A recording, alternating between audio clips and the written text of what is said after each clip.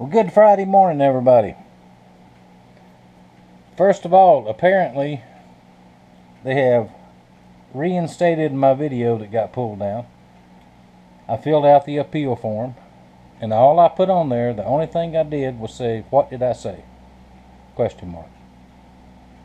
I didn't yell at them, didn't scream at them, because I still have no idea what I said.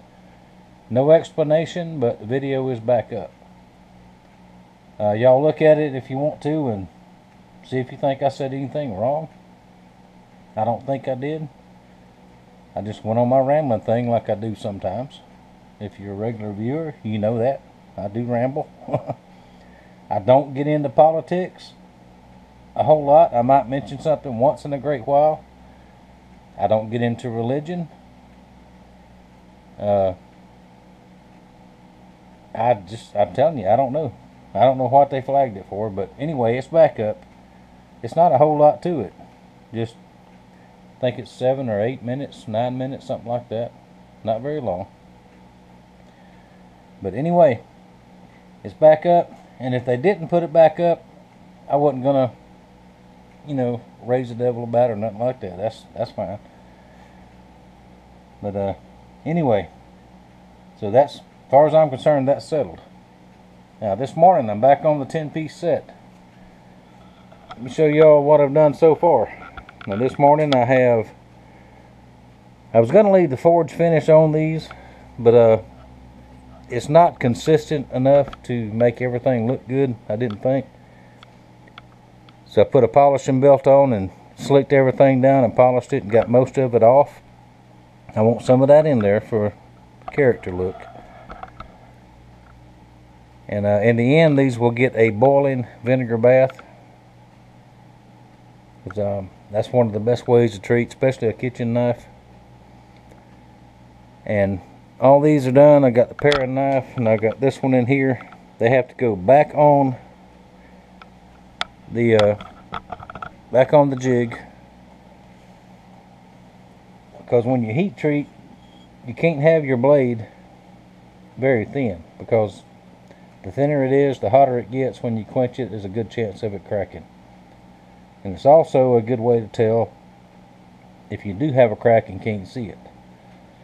And so far I have no cracks. Got this one in the paring knife, so I'm very confident. So this is basically a cleaning pass to knock the forge finish off with the grind, and then I will do the final sharpening after the handles are on. Now the handle part itself, just before I put the handles on, I'll take a very, very rough,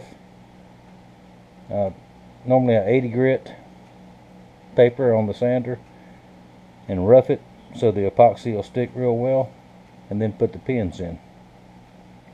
And that should happen this afternoon if I don't have to go to town, which I may have to, I don't know yet.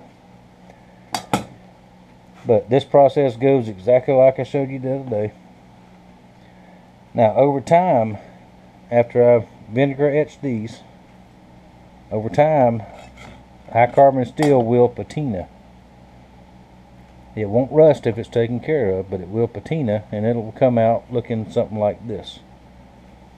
Now this is an ancient old hickory. Now this is older than the one I have that my grandfather gave my wife and I for a wedding present. I got this in a box a good while back.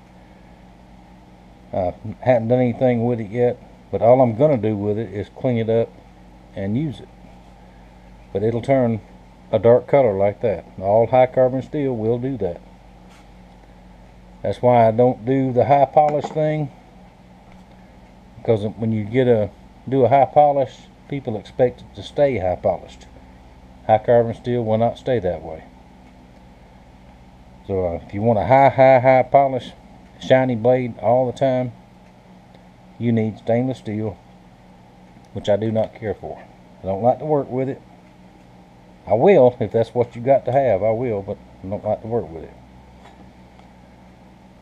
Anyway, let me get back to it. I got this one in the paring knife, and then I will get the vinegar on the hot plate and get it boiling, and I will do that, and I'll show you what they look like after that. if I don't have to go to town today. See you in a little bit. Well, alright.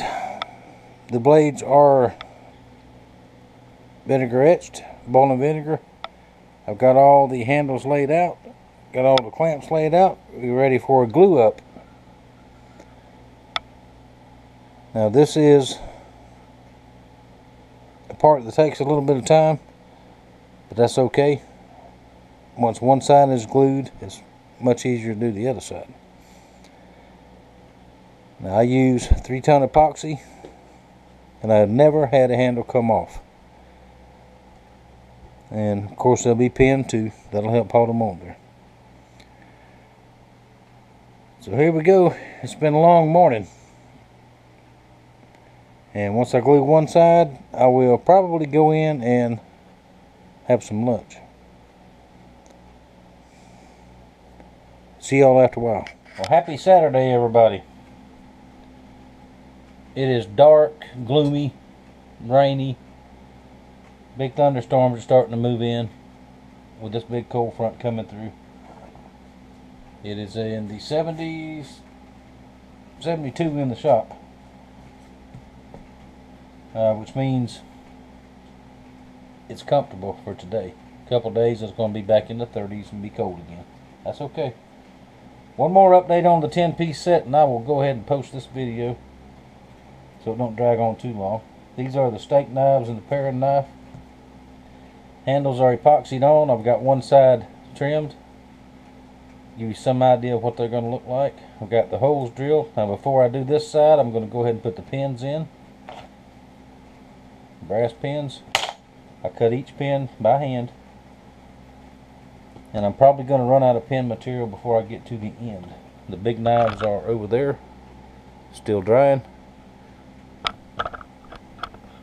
And hopefully, by tomorrow afternoon, the 10-piece set will be finished. If I can get this done today, I'll start on the block tomorrow. Even though it's Sunday, I'm still going to try to work some. But at the latest, maybe let's shoot for Monday for a finished look at the 10-piece set. And then I'll get started on the other orders that I have. Those are going to be so pretty when they get all finished and stained and sealed and all that. Alright, that'll do it for right now.